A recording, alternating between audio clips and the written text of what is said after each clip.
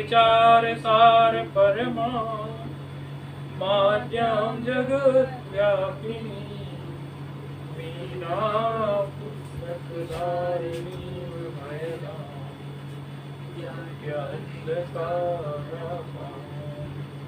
हस्ते स्फाटिकमालिकां विदधती पद्मासने संस्थितां वन्दे तां परमेश्वरीं भगवतीं बुद्धिप्रदां शारदाम् येनाक्षरसमाम्नाय विगम्यो महेश्वरा चित्तं व्याकरणं प्रोक्तं तस्मै पाणिनये नमः।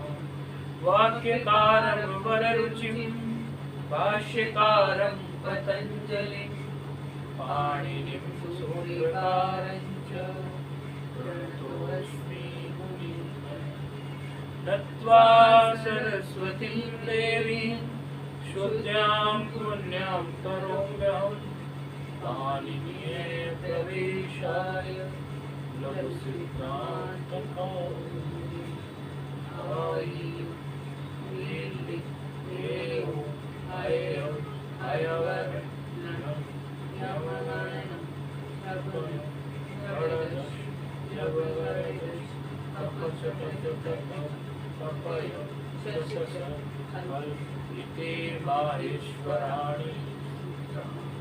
ये एक श्लोक हम लिख रहे हैं, ये आप लोग इसको पहचानना थोड़ा। हमने श्लोक लिखने का क्या कारण है, श्लोक किसी कारण से लिख रहे हैं, आप लोग पहचानना इसको। रामो राजमणि, रामो राजमणि, रामो राजमणि सदा विजयते,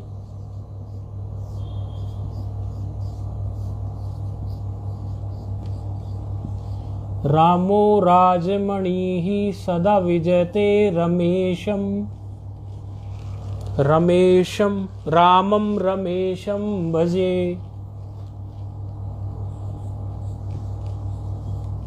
रामं रमेशं भजे।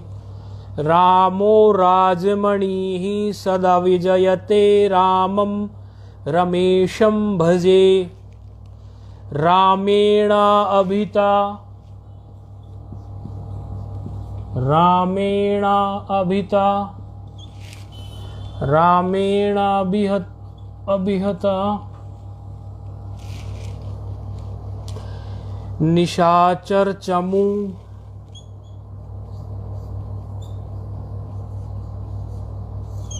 राम रक्षा स्तोत्र का है। निशाचर चमू,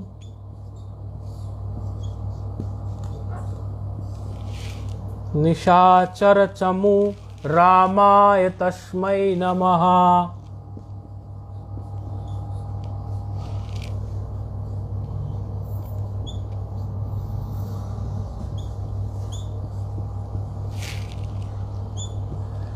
रामान्नास्ति रामान्नास्ति परायणं परतरं रामस्य दासोऽहम्। रामे चित्तलय सदा भवतु मे भो राम माम उद्धरः।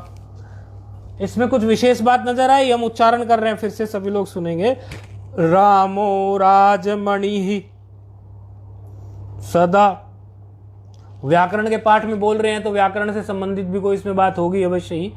रामो राजमणिः सदा विजयते रमेशं भजे। रामेणाभिहितः निशाचर चमू रामाय तस्मै नमः। रामान्नास्ति परायणं परतरं रामस्य दासोऽस्म्यहम्। रामे चित्तलयः सदा भवतु मे भो राम माम उद्धरः। राम रक्षा स्तोत्र का है। राम रक्षा स्तोत्र का ढूंढेंगे तो मिल जाएगा, इधर उधर गूगल में भी लिखेंगे मिल जाएगा। अगर इतना भी सर्च करना चाहोगे, इतना भी लिख दोगे गूगल में, यदि बाद में भी विचार करना चाहो तो क्योंकि हमारे बोर्ड की मर्यादा है, कैमरे में कितना बोर्ड आ सकता है उतने तक हमने लिख दिया है। रामो राजमणि ही सदा विजयते, इतना भी लिखोगे तो शायद गूगल में ढूंढने से भी मिल जाएगा। लेकिन ये हमने 2-3 बार उच्चारित कर दिया। क्या आपने इसमें ये देखा क्या विशेषता है, हमने क्यों इसको आज व्याकरण के पाठ में हम इसको क्यों बोल रहे हैं? आप बताएंगे, आपको यदि सुना हो तो हमारा, क्योंकि नेटवर्क की भी थोड़ी वो है। जितना सुनाई दिया उसमें राम के रूप तो शायद सारे कवर हो रहे हैं। हाँ, बहुत सुंदर पहचाना आपने, बहुत ही सुंदर। आप देख रहे हैं इसमें राम प्रथमा, और देख रहे हैं सारे एक वचन है, इसमें एक वचन है ना। राम प्रथमा, रामम द्वितीया, रामेण तृतीया, रामाय चतुर्थी, रामान क्या है, और क्या है आगे, रामाय आ गई, हाँ रामस्य आ गई, रामे आ गई। तो इस तरह से ये एक श्लोक है। आज रामनवमी थी तो हमें ये श्लोक याद आ गया। तो हमने सोचा इसका आजकल हम राम का रूप सिद्ध भी हमने ताजा ताजा ही किया है, बहुत दिन नहीं हुए, इसलिए हमने ये प्रसंग वसात बता दिया। ठीक है, चलो आगे बढ़ते हैं।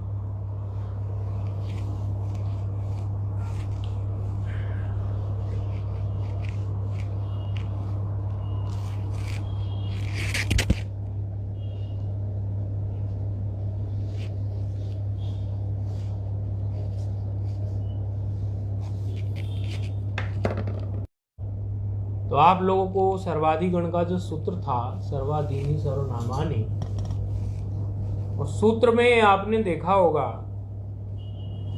कि ऐसा भी कहीं लिखा हुआ था उस सूत्र में, पूर्व परावर दक्षिणोत्तर पराधराणी व्यवस्थायाम संज्ञायाम। ऐसा आप लोगों ने ये पंक्ति देखी होगी। इस पंक्ति को लेके ही आपके लघु में सूत्र भी रख दिया गया। सूत्र दिखाई दे रहा होगा आप लोगों को, सूत्र दिख रहा है आपको इस पंक्ति को लेके, अगले पंक्ति उसमें सूत्र भी है फोन पर। हाँ, पूर्व परावर दक्षिणोत्तर पराधराणी, हाँ सूत्र भी है एक। और आपने ये देखा होगा कि इसी सर्वाधीनी सर्वनामानी सूत्र में ही त्यद तद यद एतद इदम अदस एक द्वि युष्म दशमत भवतु किम, ये भी आए हैं। 12 शब्द हैं ये। तो इस इतने से 12 शब्दों को त्यदादिगण भी बोल देते हैं, अर्थात सर्वाधिगण के अंतर्गत त्यदादिगण ऐसा कह सकते हैं, क्योंकि बड़ा तो सर्वाधिगण ही है, क्योंकि उन सर्व में पाठ ही है। त्यदादि का जो है, त्यदादि इसलिए बोल देते हैं क्योंकि इनके किम तक जो शब्द हैं उसके आदि में त्यद है, तो इसको एक अलग गण भी कह देते हैं, त्यदादिगण। तो कहीं यदि ये कहने लगे कि त्यदादिगण कहाँ है, तो इसको लेकर आपको कंफ्यूज होने की जरूरत नहीं है। सर्वाधिगण में ही जो ये 12 पाठ हुए हैं 12 शब्दों के, त्यद तद यद एतद इदम अदस एक द्वि युष्म दशमत भवतु किम, ये 12 शब्द त्यदादिगण ही कहते हैं। बात समझ में आ रही है फोन पे आपको? सरल सी बात है। तो इनको त्यदादिगण भी कहते हैं। इनमें बस एक ही शब्द ऐसा है, एक जो शब्द जो है अदंत है, क्योंकि अजंत पुल्लिंग में हम अभी अदंत पर विचार कर रहे हैं। अजंत पुल्लिंग में हम अदंत शब्दों पर ही तो विचार कर रहे हैं, केवल जो अकारांत हैं। तो उन अकारांत शब्दों में ही हमारा सर्वाधिगण के अंतर्गत सर्व का रूप है, सर्व विश्व उब उबह डतर डतम डटर डतम प्रत्यांत, वो शब्द आते हमारे चले गए। सभी के सभी में आपने देखा कि वो सब अदंत ही हैं। अदंत में वो इदंत नहीं है, उदंत नहीं है, है ना, केवल वो अदंत शब्द हैं। अर्थात अजंत शब्द, अजंत पुल्लिंग में हमारे केवल अदंत शब्द है। अकारांत जो हो अंत में, ये अद तो अत से बना है ना, जलाम जसवंते इत्यादि से। आप तो अत मतलब तपरकरण, जब आकार का हम कर दें, आकार का तपरकरण कर दें, यानी अभी हमने हर्ष अकारांत शब्दों की बात ही की है। इतनी सी बात हमने की है। अच्छा, लेकिन यहां हम देखते हैं कि त्यद तद यद, ये सब जो शब्द हैं ये सब हमारे हलंत पुल्लिंग है। ये हमारे सब हलंत हैं कि नहीं है, पुल्लिंग है स्त्रीलिंग है, ये भी विचार छोड़ दो अभी, क्योंकि जो चीज आपने पढ़ी ही नहीं है उसका क्या कहना। इतना तो स्पष्ट आ रहा है कि ये हलंत हैं, लेकिन इनमें एक शब्द ऐसा है जो हलंत नहीं है। कौन सा शब्द है वो, फोन पे बताएंगे? एक। एक। तो एक शब्द जो है वो हमारा सर्वाधिगण में तो है लेकिन हलंत नहीं है।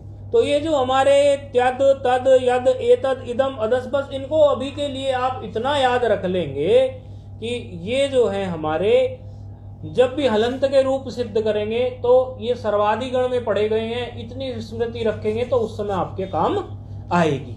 अभी इनका रूप ये शब्द किसमें आएगा सर? दुई तो इकारांत है ना,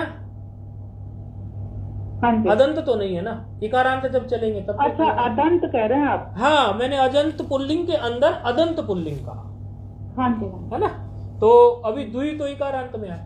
तो ये त्यद तद यद एतद ये सब जो है हलंत में, इनका जब जिक्र आएगा तो आपको ही रहना चाहिए। हाँ, एकह जो है वो हमारे इस विषय का है, क्योंकि जिस हिसाब से प्रक्रिया ली गई है लोगों की, उसमें सर्वाधिगण के अंतर्गत जो अदंत की बात हो रही है, एकह उसमें फिट बैठता है। अब एकह जो शब्द है, पहले तो हम ये सारे जो शब्द हैं, ये त्यद तद यद एतद, एक मिनट लिख देते हैं, क्योंकि बोर्ड पर जो देखते हैं उनको इंटरेक्टिव नहीं लगता जब तक बोर्ड पर नहीं लिखा हुआ होता। त्यद तद त्यद तद यद, और लिखने का एक ये भी प्रयोजन होता है कि आप लोग स्वयं भी अपने हाथ से एक बार लिख लेते हैं, तो देखो ये व्याकरण है, इसमें थोड़ी घिसाई चलती है, अर्थात भूल जाते हैं हम इसको यदि अभ्यास ना करें तो। हाथ से लिख लेते हैं, जैसे त्यद लिख लिया हाथ से, त्यद के बाद तद लिख लिया, यद लिख लिया, चिंतन होता है ना, एतद लिख लिया, इदम लिख लिया, त्यद तद यद एतद इदम अदस, त्यद तद यद एतद इदम अदस, एक द्वि युष्मदस्वद अदस, एक एक एक बोल देंगे तो वो तो हलंत हो जाएगा। एक एक द्वि, एका द्वि युष्मद अस्मद, एका द्वि युष्मद अस्मद भवतु,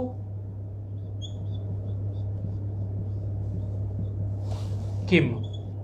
ये 12 शब्द हैं। इनको क्या बोलते हैं हम, क्या बताया हमने, फोन पे बताएंगे इनको क्या बोलते हैं, कौन सा गण बोलते हैं?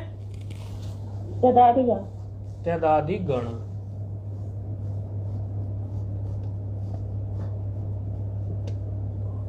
ठीक है। तो कभी कोई ये कहने लगे कि त्यदादिगण भी हमने पढ़ा है कि नहीं पढ़ा है, तो कंफ्यूज मत होना, त्यदादिगण का मतलब यही होता है।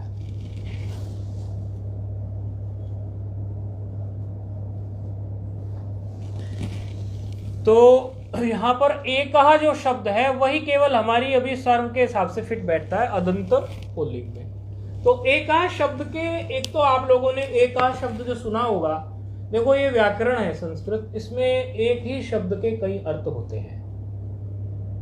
इसका शब्दकोश इतना बड़ा है, ये तो हमारे ऋषियों की ऐसे मस्तिष्क की खोज है, हमारे ऋषियों ने इस पर काम किया कि उनका मस्तिष्क कितना बड़ा होगा, कितना व्यापक होगा, क्योंकि यहाँ एक एक शब्द के इतने अर्थ हैं, एक एक धातु प्रत्यय लगाकर इतने यहाँ पर अरबों शब्द का समूह है, अरबों खरबों का, तो वो बहुत बड़ा उनका। तो एक शब्द के भी इस प्रकार जो है कई अर्थ हैं। एक शब्द का एक अर्थ तो आपको पता ही होगा, संख्या के लिए ही प्रयोग करते हैं, संख्या ही होता है एक अर्थ। लेकिन इस एक शब्द के अन्य भी अर्थ होते हैं, लिख देते हैं।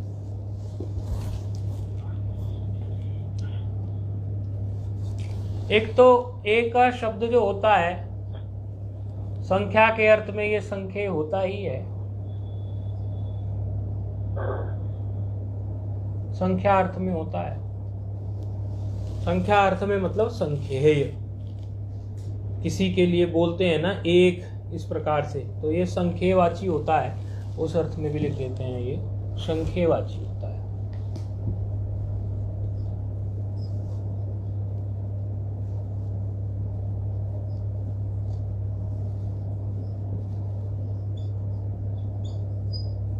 एक तो ये एक का जो शब्द होता है वो हमारा जो है संख्येयवाची होता है। अच्छा, दूसरा जो इसका अर्थ होता है, दूसरा क्या है, इसके कई अर्थ निकलते हैं। एक तो इसका अर्थ होता है अन्य।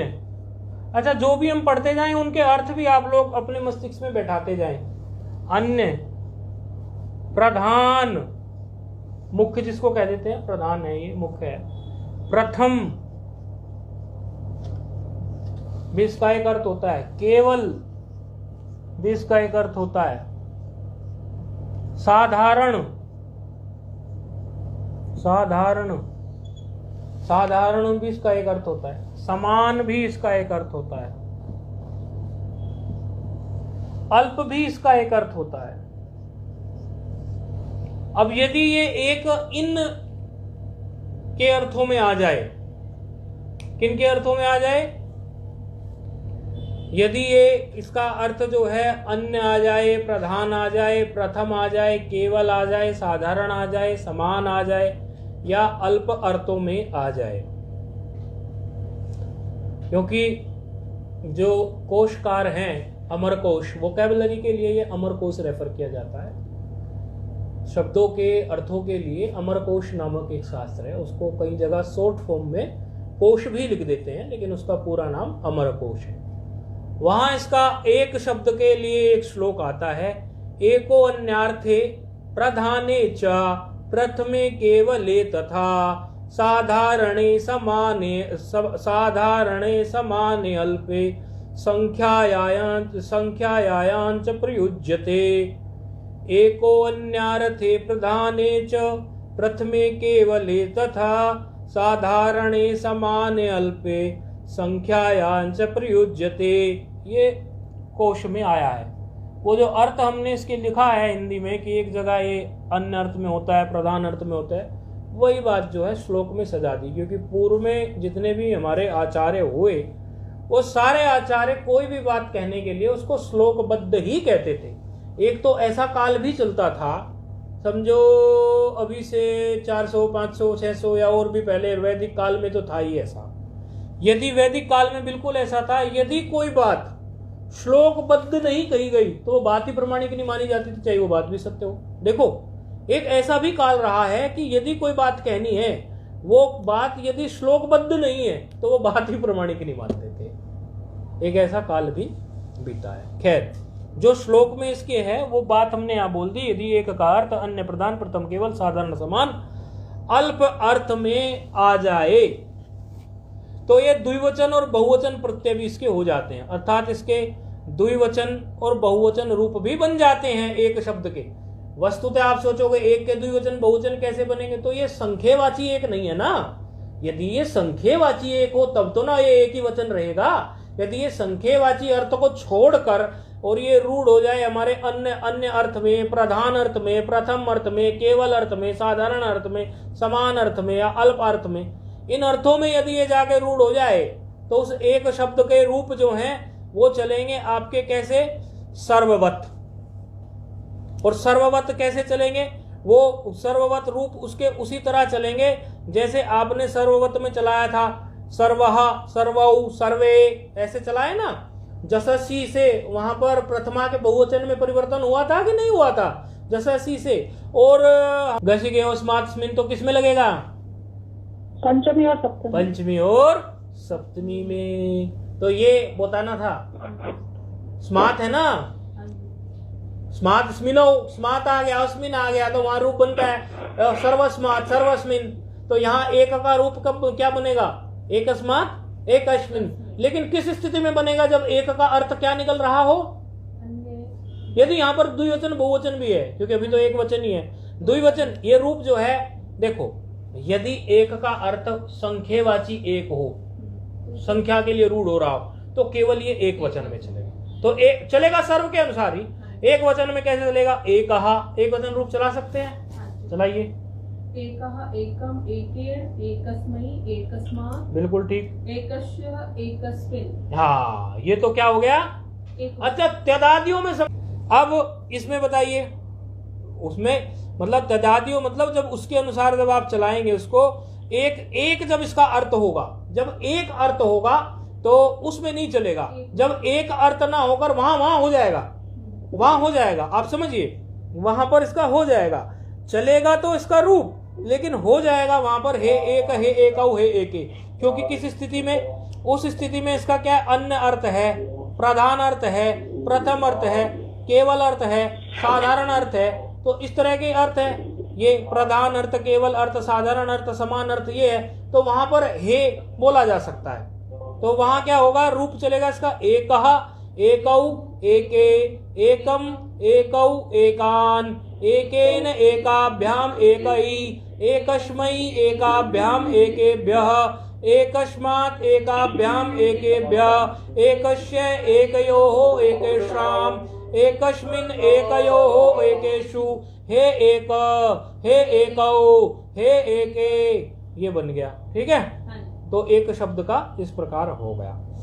अच्छा, इसमें प्रमाण ये क्या देते हैं? एक प्रमाण हमारे सूत्र में मिलता है। एक सूत्र ढूंढिए आप अपनी पुस्तक में, यजुष्य ये के शाम, 83102 है। लघु में देखिए कहाँ मिलेगा, यजुष्य ये के शाम। सूत्र देखिए सब लोग, यजुष्य ये के शाम। देखिए जरा लघु में किस नंबर पे, हमारे पास लघु नहीं है, हम दूसरे पुस्तक से पढ़ा रहे हैं। देखिए कहाँ आएगा, यजुष्य, यजुष्य, यजुष, यजुष ये के शाम, यजुष्य नहीं, यजुष ये के शाम।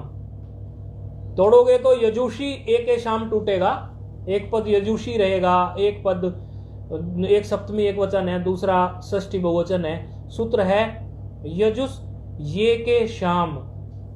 देखना कहीं है क्या, लघु में है कि ये सिद्धांत का है? देखना लघु में भी दिया है क्या? नहीं तो सिद्धांत में तो है ही। लघु में दिया है, यकार से नहीं दिया है। चलो हम बोर्ड पे लिख देते हैं, यजुष ये के शाम सूत्र है। आपको सुन रहा है ना फोन पर? जी स्वामी जी। यजुष ये प्रमाण है इसी बात का। जैसे पहले भी एक प्रमाण दिया था, एक ऐसा लग रहा है आप तो किसी मंदिर में बैठ के आज पाठ सुन रहे हैं।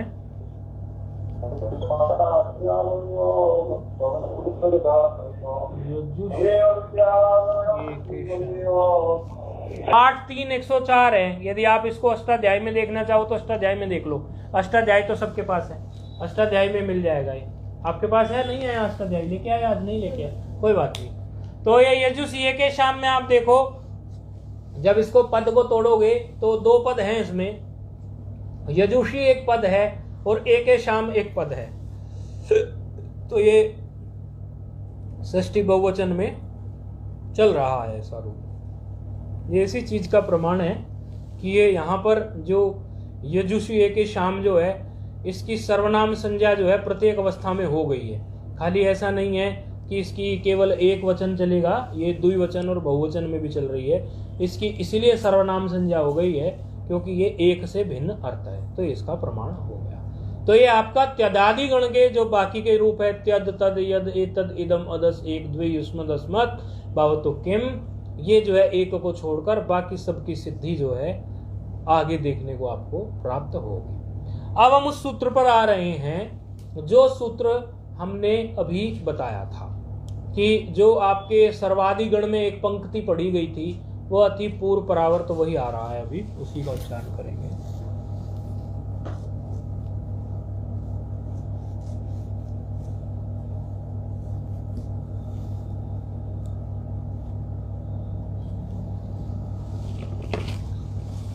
पूर्व परावर दक्षिणोत्तरायण पराधराणी व्यवस्थायाम संज्ञायाम, पूर्व परावर दक्षिणोत्तरा पराधराणी व्यवस्थायाम संज्ञायाम। पूर्व परावर दक्षिण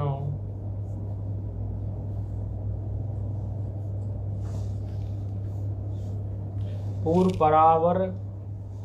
परावर दक्षिणोत्तराया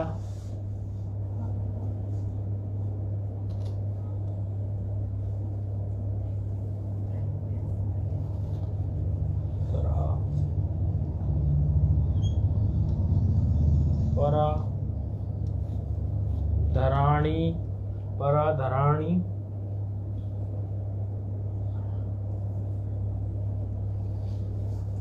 व्यवस्थायाम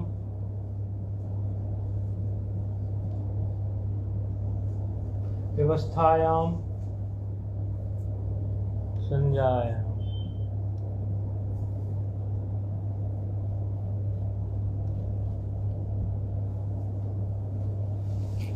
सूत्र संख्या क्या है? 1-1-33 है, क्या है? 33-32 क्या है? 1-1-34। 1-1-34। अच्छा, इसमें 3 पद हैं। एक पद तो ये आपका पराधराणी तक है, पूर्व परावर दक्षिणोत्तर पराधराणी तक एक पद है। किस तरह से है? पराधराणी ज्ञानम ज्ञाने ज्ञानानी, ऐसे होता है ना। प्रथमा का बहुवचन है ये, यहाँ तक, यहाँ से लेकर और यहाँ तक, धराणी तक, ये प्रथमा का बहुवचन एक पद है। दूसरा इसमें एक पद है व्यवस्थायाम, तीसरा एक पद है इसमें असंजायाम। व्यवस्थायाम है यहाँ तक। व्यवस्थायाम कैसा है? किसका है व्यवस्थायाम? षष्ठी। व्यवस्थायाम सप्तमी। असंजायाम भी सप्तमी।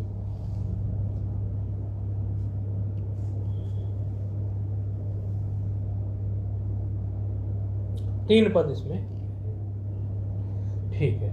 एक इसमें विभाषा जशी से अनुवृत्ति आ रही है।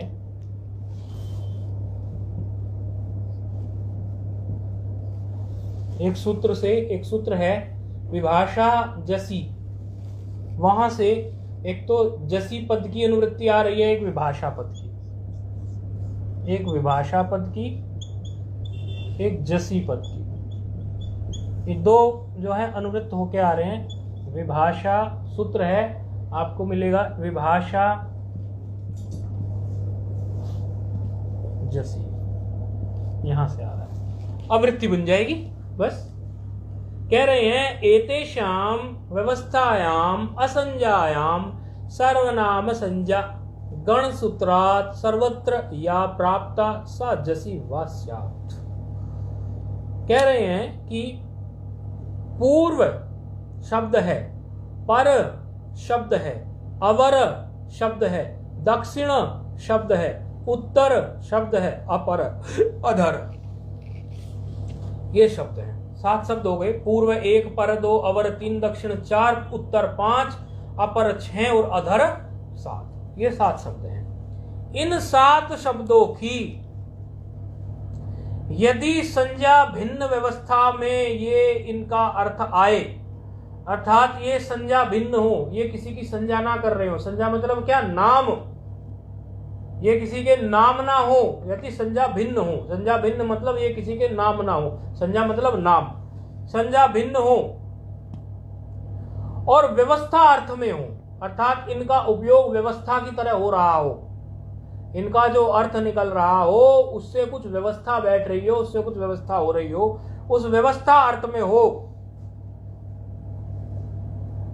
तो सर्वनाम संज्ञा तो सब जगह इनकी प्राप्त थी ही। पूर्व, पर, अवर, ये सब हमने सर्वाधिगण में पढ़े थे कि नहीं पढ़े थे?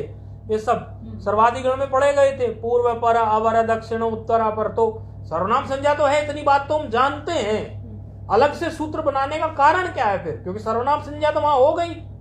तो वहां सर्वनाम संज्ञा जब हुई तो वहां सर्वनाम संज्ञा में ये कहा था, सर्वनाम संज्ञा में 4 जगह परिवर्तन हुए थे। 4 जगह हुए थे कि 5 जगह? प्रथमा बहुवचन 1, चतुर्थी एक वचन 2, पंचमी एक वचन 3,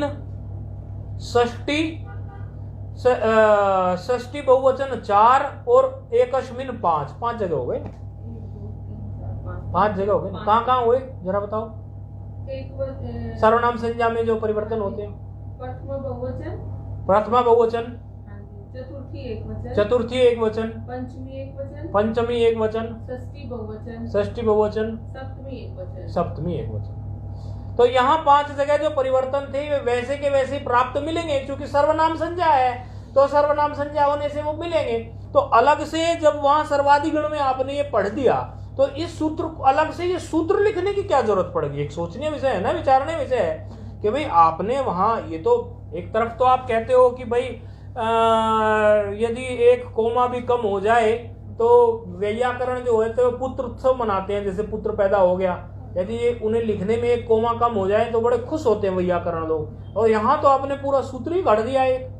हालांकि आपने वहां पर पूरा का पूरा जो ये बात कही है, पूर्व परा अवर दक्षिण उत्तरायण, ये सर्वनाम संज्ञा ही तो है, सर्वनाम संज्ञा वहां हो ही गई थी, फिर पूरा एक सूत्र बनाने की क्या जरूरत थी पाणिनि जी को? तो उसका उत्तर ये है कि वहां पर जब कहा गया था तो सर्वनाम संज्ञा में आपको जसासी में क्या रूप बनता था? जसासी में सर्वे रूप बनता था कि नहीं बनता था? सर्व का देखो तो विश्व का विश्व बनता था कि नहीं बनता था? उभय का उभय इस तरह से बनते थे कि रूप नहीं बनते थे? अच्छा भाई, ये सारे रूप बनते जा रहे थे हमारे। लेकिन इस सूत्र को बनाने का एक ये भी है कि यहाँ पर जो सर्वनाम संज्ञा जस के पर्व होने, जस के परे रहने पर, जस था कि नहीं, सुओ जस, प्रथमा में सुओ जस आता था, जस के पर रहने पे क्या होता था? आदेश। जससी होता, जससी होता था कि नहीं होता था? शी आदेश होता था कि नहीं होता था? वह विकल्प से हो जाएगी। अर्थात यहां दो रूप बनेंगे। एक रूप तो बन जाएगा जससी से एकार वाला, जैसे बना था, जैसे पूर्व का बनाने लगो तो एक रूप तो क्या बनेगा? पूर्वे। और दूसरा रूप विकल्प पक्ष में रामवत ही बन जाएगा। क्या हो जाएगा? रामवत पूर्वाहा। ऐसे ही पर में क्या हो जाएगा? परे एक रूप बन जाएगा और दूसरा रूप क्या बन जाएगा? पराहा। अवर में भी ऐसे ही हो जाएगा। अवर में पहले क्या हो जाएगा कि अवरे हो जाएगा और उसी में दूसरा रूप क्या बन जाएगा हमारा? अवराहा। एक जगह क्या हो जाएगा? दक्षिणे और दूसरे पक्ष में क्या हो जाएगा? दक्षिणाहा। ऐसे अब ये एक रूप एक्स्ट्रा बना। तो इसी तरह चूंकि ये जस पर में रहते हुआ तो संबोधन में भी तो जस होता है पर में। जहां पर हम बोलते हैं कि हे अवर, हे अवराऊ, तो पहले तो हम क्या बोलते? यदि हमारा नहीं होता बोलते हे अवरे, बात खत्म थी। लेकिन यहां क्या बोलेंगे? हे अवरे, हे अवराहा। ऐसे ही हे दक्षिणे, हे दक्षिणाहा, हे परे, हे पराहा, हे पूर्वे, हे पूर्वाहा, हे उत्तरे, हे उत्तराहा, हे अपरे, हे अपराहा, हे अधरे, हे अधराहा, हे स्वे, हे स्वाहा। इस तरह से ये रूप बनेंगे। स्व तो भी नहीं है। हाँ, संबोधन में विसर्ग लगेगा। संबोधन में जो हमारा, आप इसको राम का रूप संबोधन का बनाते में विसर्ग लगाते थे कि नहीं, ये बताइए आप। रामवत होगा ना एक पक्ष, आप ही बताइए। राम में क्या होता था? हे रामा, हे रामो, हे रामा। बस रामवत होगा ना एक रूप, तो एक रूप रामवत बन रहा है। तो वही है, सिद्धांत वही का वही है जो सिद्धांत को हम लेके चले। तो इसके लिए फिर ये विशेष बोधन करने के लिए यहाँ पर इसकी एक उसमें हमने सर्वनाम संज्ञा तो वहां हो चुकी थी, लेकिन सर्वनाम संज्ञा होने के बावजूद भी विकल्प से हमें रूप बनाना अभिष्ट था। तो विकल्प से रूप बनाने के पक्ष में हमें इसको ऐसा करना पड़ा। अब यहाँ पे प्रश्न खड़ा होता है, सूत्र में कह रहे हैं कि व्यवस्थायाम किम, ऐसा लिखा है ना, व्यवस्थायाम किम। और इसके पहले व्यवस्थायाम किम के पहले खुद ही व्यवस्था की परिभाषा दे दी इन्होंने। व्यवस्थायाम किम तो बाद में आया, उसके पहले कह दिया इन्होंने स्वाभिय अपेक्षा अवधि नियमो व्यवस्था। अब इस भारी भरकम से शब्द का क्या मतलब है ये समझना बहुत जरूरी है। अर्थात यहां पर ये व्यवस्था की परिभाषा दे रहे हैं। ये कह रहे हैं यदि ये पूर्व आदि जो हमने शब्द देखे, 7 शब्द हैं कि नहीं, ये पूर्व आदि शब्द जो हैं, यदि ये अपने अर्थ से, अर्थात इनका अर्थ जो है अविधि के नियम की अपेक्षा करता हो, तब इसको व्यवस्था मानना। क्योंकि इन्होंने क्या कहा? व्यवस्था हो और असंज्ञा हो। क्या है? व्यवस्थायाम असंज्ञायाम, अर्थात व्यवस्था के लिए यह प्रयुक्त हो और असंज्ञा हो, नाम नहीं हो किसी के, उस केस में ही करना है इनको। अन्य केस में इनको आप सर्वनाम उस तरह से नहीं लेके चलना। व्यवस्थायाम असंज्ञायाम की स्थिति में इनको आप लेके चलना। तो व्यवस्था असंज्ञा तो सबको पता है भाई, संज्ञा संज्ञा असंज्ञा, नाम हो और अनाम हो, दो ही बातें हैं। लेकिन व्यवस्था शब्द जो आया, इस व्यवस्था शब्द का क्या अर्थ निकाले, उसके लिए स्वयं ग्रंथकार ने ये पंक्ति कही। क्या कहा? स्व अभिय अपेक्षा अवधि नियमो व्यवस्था, अर्थात जहां ये पूर्व आदि शब्द जो है अपने अर्थों से अवधि के नियम की अपेक्षा हो, अवधि के नियम की, तब इनको व्यवस्था में कहना चाहिए। अब कैसे, इसका एक उदाहरण उठा लेंगे। जैसे हम ये कहने लगे काशी पूर्वा, काशी पूर्वा। काशी पूर्वा का मतलब क्या है? काशी पूर्वा यानी पूर्वा शब्द के लिए ये है कि पूर्व दिशा स्थित काशी की बात हो रही है। लेकिन किससे पूर्व दिशा में? प्रश्न खड़ा हो गया कि नहीं हो गया? काशी पूर्वा जब कहें कि काशी पूर्व में स्थित हो है तो किससे पूर्व में है ये प्रश्न? कुतः प्रश्न खड़ा हुआ कि नहीं हुआ? कुतः। तो फिर कहेंगे कि प्रयाग से, प्रयागात, प्रयाग से। तो इसका मतलब हुआ कि अवधि नियम की अपेक्षा कर रहा है कि नहीं कर रहा है? इसको कुछ अवधि चाहिए कि नहीं चाहिए? अब तो इसीलिए इसका ये किसी न किसी अवधि नियम की अपेक्षा कर रहा है। तो उस स्थिति में अवधि के नियम की अपेक्षा में ये बिल्कुल हमारे सिद्धांत को फिट कर रहा है। अवधि नियम की अपेक्षा का मतलब व्यवस्था, और व्यवस्थायाम असंजायाम, असंजा तो है, बात फिट हो गई। काशी पूर्व है, जब ये बात कहेंगे तो इस बात को कहते ही एकदम किसी के सामने कहो काशी पूर्व में है, तो किससे पूर्व में है भाई? कहां से पूर्व में? अपने आप ही ये प्रश्न खड़ा हो जाता है। यानी यहां पर कुछ व्यवस्था की बात है, यानी यहां पर कुछ अवधि नियम की बात है। अवधि नियम को व्यवस्था कहते हैं। तो यहां पर इस तरह से ये आकांक्षा इस शब्द में है। जैसे एक और उदाहरण ले लेंगे, ये कह सकते हैं हमें कि पूर्वे रावणादय, रावण आदि से पूर्व जो हुए, किन्हीं के लिए कह रहे हैं? रावण हुआ तो कहने लगे कि रावणादय पूर्वे, पूर्वे रावणादय, ऐसे कहने लगे पूर्वे रावणादय, अर्थात रावण आदि से पूर्व। तो प्रश्न खड़ा हो गया, कट गई, प्रश्न खड़ा हो गया कि रावण से पूर्व, रावण से पूर्व। इनको ऐसा हमारी वजह से कटी कि इनकी वजह से कटी? एक बार लगा लेते हैं क्योंकि आज नेटवर्क थोड़ा है गड़बड़, यहाँ है इसका।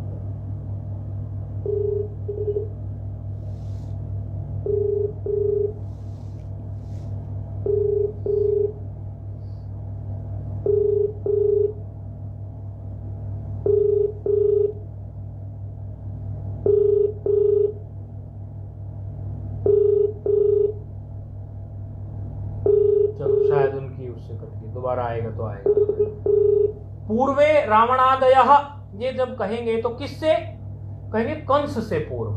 कंस से पूर्व हुआ ना रावण, तो कहेंगे कंस से पूर्व। तो यहां भी अवधि नियम हो गया कि नहीं? अवधि आ गई कि नहीं आ गई? अवधि, अवधि तीन प्रकार की हो सकती है ना। देश की अवधि हो सकती है, काल की अवधि हो सकती है। काशी पूर्व में देश की अवधि थी कि नहीं थी? प्रयाग से अवधि, और यहां काल की अवधि हो रही है ना। क्या अभी इस काल में रावण, रावण से पूर्व के काल में कंस, तो ये तो यहां भी पूर्व, पूर्व शब्द में अवधि के नियम की अपेक्षा है कि नहीं? आकांक्षा कर रहा है कि नहीं?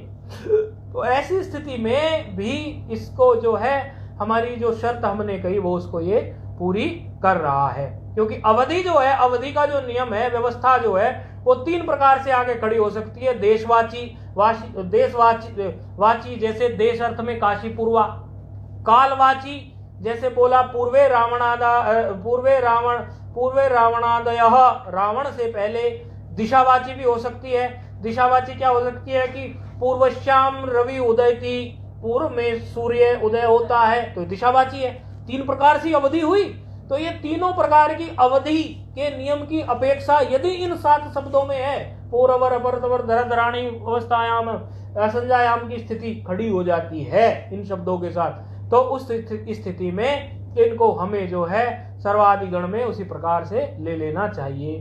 फिर कहते हैं व्यवस्थायाम किम, व्यवस्था ही आपने क्यों कहा? आप यदि व्यवस्था ना कहते, व्यवस्थायाम किम अर्थात आप यदि व्यवस्था ना कहते तो क्या दोष उत्पन्न हो जाते? बोले ये जो दक्षिण शब्द है ना, यदि हम ये ना कहते कि अवधि नियम की अपेक्षा है, तो दक्षिण शब्द का एक अर्थ तो निकलता है, दक्षिण शब्द का दक्षिण दिशा।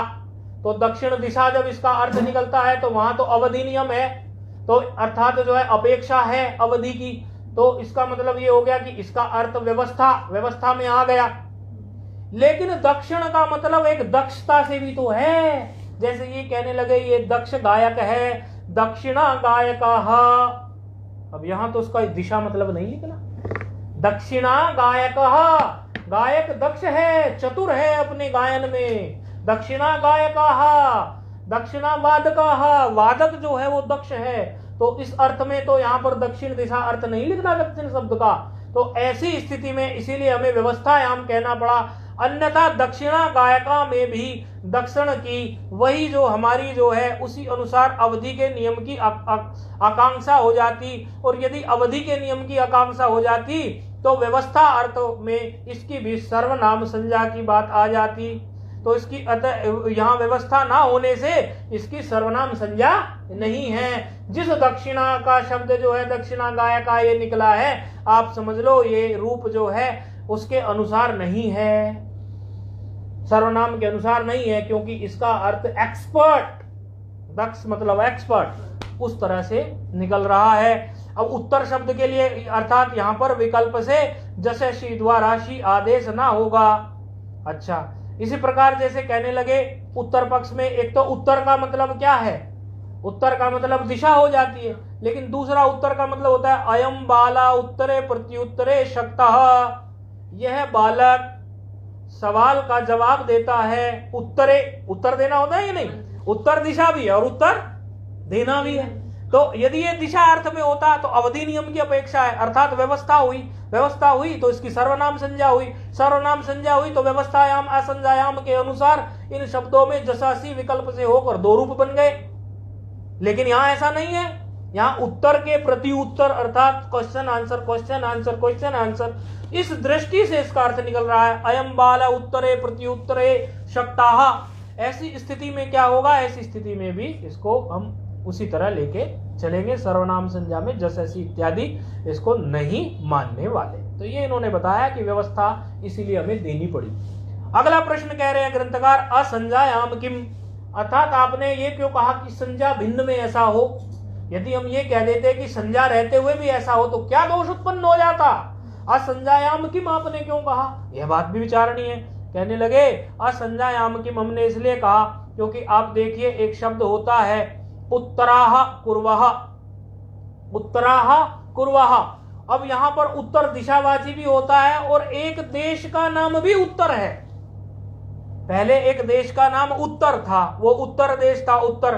तो यदि उस देश का नाम उत्तर हो तो फिर तो गड़बड़ हो जाएगी, इसीलिए कहना पड़ा असंज्ञायाम।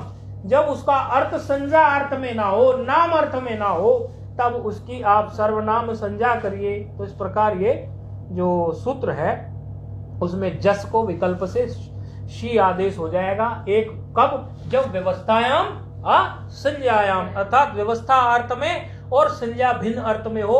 और व्यवस्थायाम असंज्ञायाम में सर्वनाम संज्ञा चूंकि पहले से ही प्राप्त थी, केवल जो है इस सूत्र को लिखने से विकल्प से एक रूप और बन गया। जहां पर जो है पूर्व पर इत्यादि के जो रूप थे वहां पर केवल जो है वो पहले रूप जो सिद्ध होता वो होता पूर्वा पूर्वौ पूर्वे, लेकिन अभी क्या होगा पूर्वहा पूर्वौ पूर्वे पूर्वाहा। ऐसे ही परा का पराहा परौ परे होता, लेकिन अभी क्या हो गया परे के साथ साथ पराहा रामा, इसी तरह। और एक संबोधन का रूप भी इसी तरह बढ़ गया। तो ये यहां तक की बात थी, बाकी कल के पाठ में देखते हैं। ओम पूर्णमदः पूर्णमिदं पूर्णात् पूर्णमुदच्यते पूर्णस्य पूर्णमादाय पूर्णमेवावशिष्यते। ओम शांति शांति।